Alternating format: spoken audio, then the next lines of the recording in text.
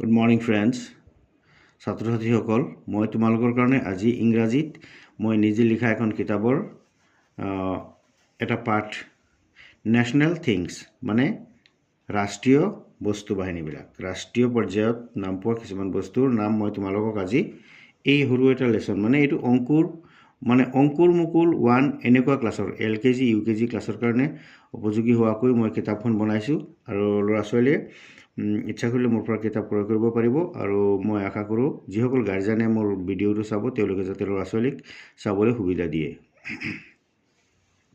national things ৰাষ্ট্ৰীয় বস্তুবোৰ national game hockey এটো